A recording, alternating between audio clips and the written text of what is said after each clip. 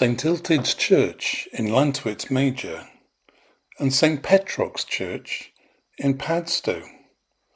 What is the Celtic connection across the Bristol Channel? Well, long before England and Wales became separate nations, Celtic saints travelled freely across the Bristol Channel, carrying Christianity, learning and culture between Wales, Cornwall, Ireland and Brittany. One of the closest links was between St Illtud's monastery at Llantwit Major and St Petroc, who is traditionally believed to have studied there during the 6th century before continuing his missionary work in Cornwall. Travelling in simple currachs, lightweight Celtic boats powered by oars and sail, these early missionaries crossed the sea to found churches, monasteries and centres of learning whose influence can still be seen today. So St Illtud was the founder of the great monastery at Llantwit Major, one of Europe's leading centres of Christian learning and education in the 6th century. And St Petroc was a student of St Illtud, a missionary to Cornwall and founder of churches at Padstow and Bodmin, and he's Cornwall's best loved patron saint. And did you know the sea between South Wales and North Cornwall was not a barrier to the Celtic saints? It was their highway. Interestingly, the name Padstow comes from Petrocstow, meaning St Petroc's holy place or settlement. Over the centuries, the name gradually evolved into Padstow, preserving the memory of the saint who established the monastery there. So come and have a look at Llantwit Major and the church, St Illtud's. I'll show you around now. So here we are at St Illtud's Church in Llantwit Major. Its Welsh name is Llanilltud Fawr, and the town is named after the saint who founded the monastery that was here before the church. It's the most beautiful place. Let's go in and have a look and see why they call it the Westminster Abbey of Wales. So St Illtud's Church in Llantwit Major, Llanilltud Fawr, is known as the Westminster Abbey of Wales. And that's because there's so much history there. For over 1,500 years, it stood at the heart of Llantwit Major as one of Britain's oldest centres of Christianity. It was founded in around AD 500 by St Illtud, and it became one of Europe's greatest centres of learning. Today, it's famous for its remarkable collection of Celtic crosses, medieval monuments and ancient memorial stones, which are preserving the story of Welsh Christianity throughout the centuries. So St Illtud's Church is one of Britain's oldest continuously used churches. It's the burial place of Welsh princes, clergy and noble families. It's founded on the site of St Illtud's Monastery, and it's home to one of Britain's finest collections of Celtic inscribed stones. So there's more than 1,500 years of Welsh faith, learning and history here. Looking around St Illtud's Church, there are surviving monastery buildings that are over 1,000 years old. There's the dovecote, which is where the monks used to keep doves and use them for meat and for feathers and for fertiliser. There's the church, which you can see in the middle there, and at this end is the Galilee Chapel, which was the oldest surviving part of the church in the 12th century. A little ways from the church is the gatehouse, the main entrance to the monastic precinct. It welcomed pilgrims, scholars, and visitors.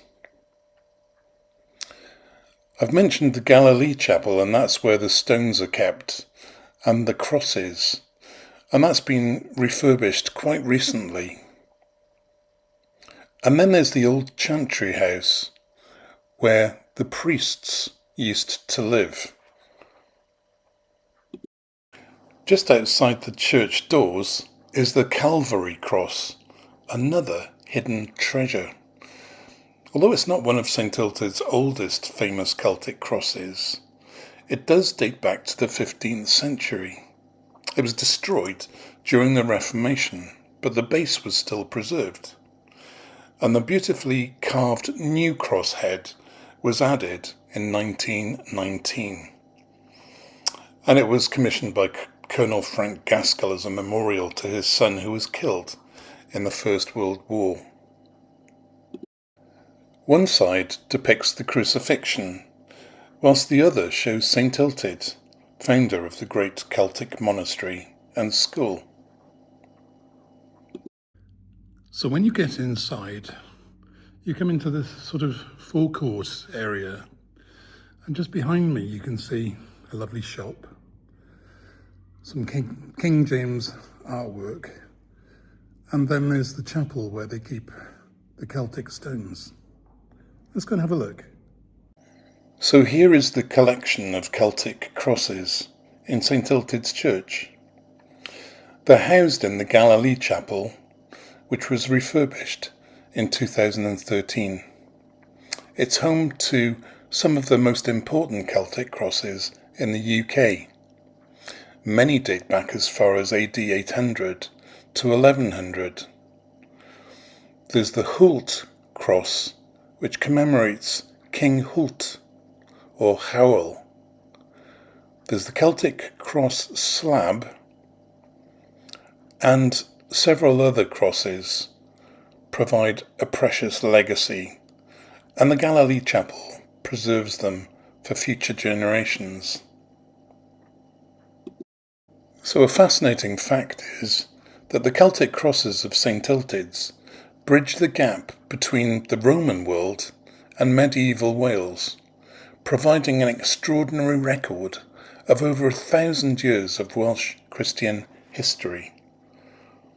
If you get a chance, go and take a look.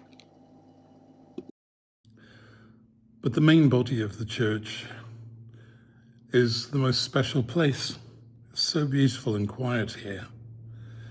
And I'll tell you about these paintings around the church that have real historic significance. Let's take a look. So, one of the real treasures of St Illtud's Church is the King James era paintings, a rare survival from early 17th century Britain.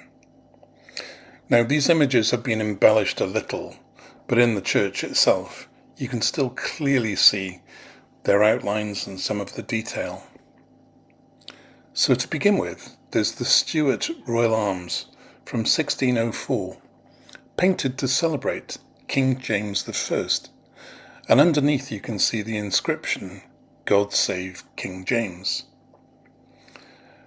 Then there's the painting behind the crucifixion, a fine example of early 17th century religious painting, created to teach and inspire a congregation. Next is St Christopher, a magnificent medieval wall painting dating from around 1400, showing the patron saint of travellers. And finally, St Mary Magdalene, a rare 13th century painting in the chancel, portraying her with a jar of ointment. So these paintings are believed to be amongst the best surviving examples of Jacobean church decoration in Wales. And they're the same age as the King James Bible, first published in 1611. They've survived centuries of worship, civil war, and changing fashions, giving us a rare window into the Jacobean age. You must come and see them. It's not just the church which is fantastically historical. The whole of the village square is as well, and this is just a little way up the hill from the church. So what to look out for? There's the War Memorial, which stands on the base of a medieval preaching cross. There are historic pubs, the Old Swan and the White Hart, which have been welcoming guests for centuries. Two of the oldest pubs in Wales. And there are other listed buildings, including the Old Town Hall and the Tudor Tavern. So after you've had a look around the church, just walk up to the square. It's very pretty, very beautiful. There's lots of cafes, a few shops, bakeries, so on. The town hall is just there, and the Tudor Tavern. And then my pub of the week is the Old Swan, just there. We've also got the monument to the fallen, but we're sat outside the White Hart having a glass of wine. So cheers. I'll tell you about the Old Swan now. But I wanted to focus on the Old Swan Inn, and this is my pub of the week. It's just a short stroll up the hill from St Illtud's Church.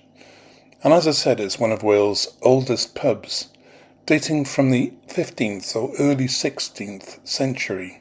It's full of character and has welcomed visitors for more than 5 centuries, and has always been a pub.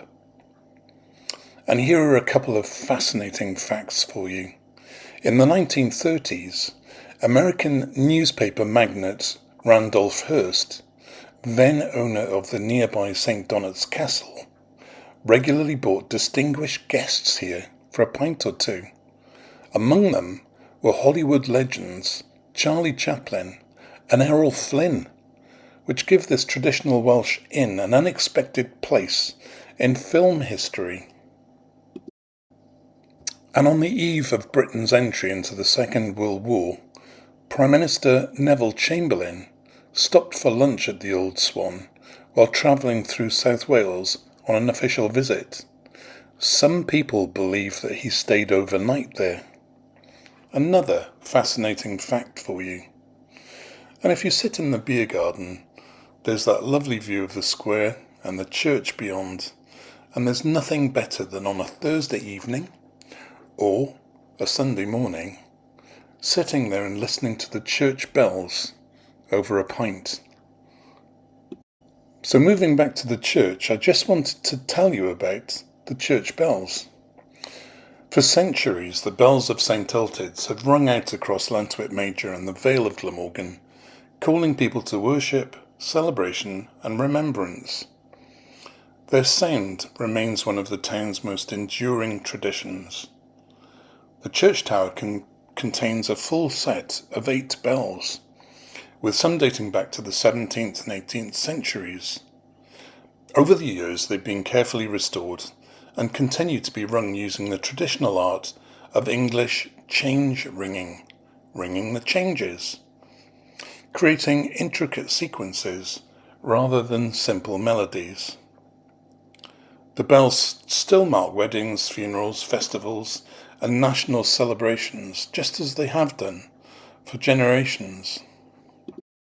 Their familiar sound links today's community with more than 400 years of history, making them one of Llantwit Major's most treasured living traditions. And a few years ago, I was lucky enough to be part of the bell ringing team. Just for a few months, really. I wasn't any good at it. I couldn't get the hang of it. And I felt it was best if I left them get on with it. But here's a picture of the actual bell ringing team. And I think that's a bit of a facsimile of the bell set. So if you are coming to Llantwit Major to have a look at St Illtud's Church, you could make a weekend of it and have a look at the Wales Heritage Coast. Stretching 14 miles between Aberthaw and Porthcawl, this spectacular coastline was designated Wales' first heritage coast in 1971.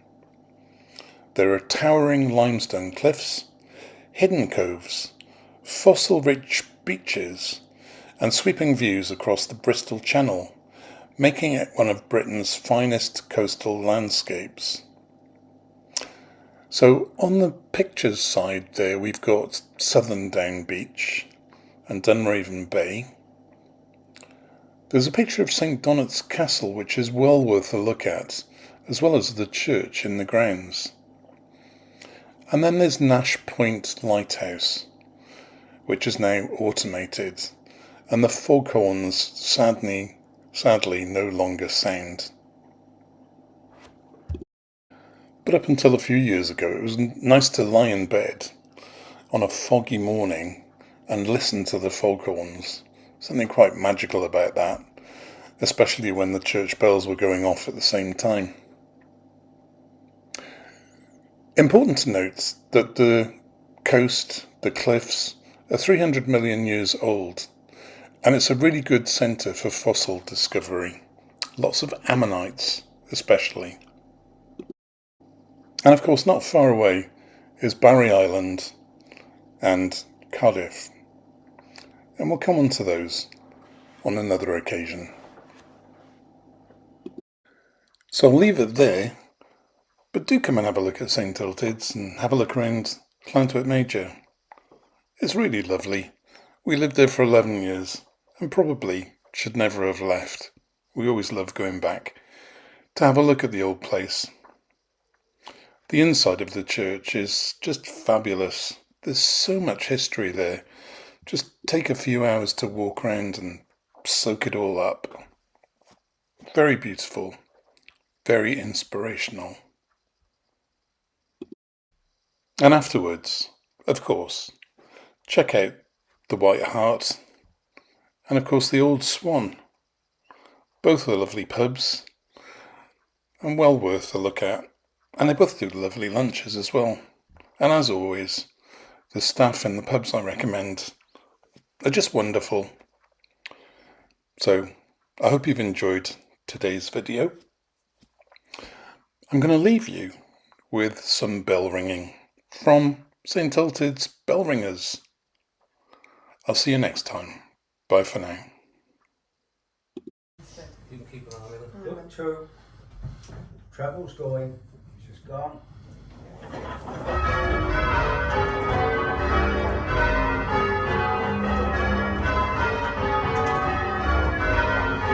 Listen to your bells now.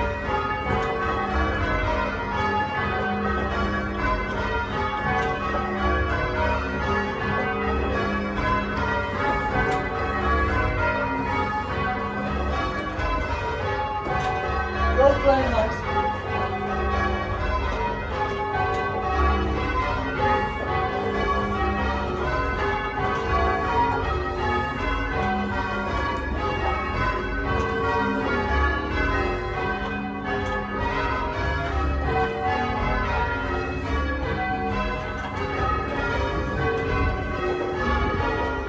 Come on, two. Let's go.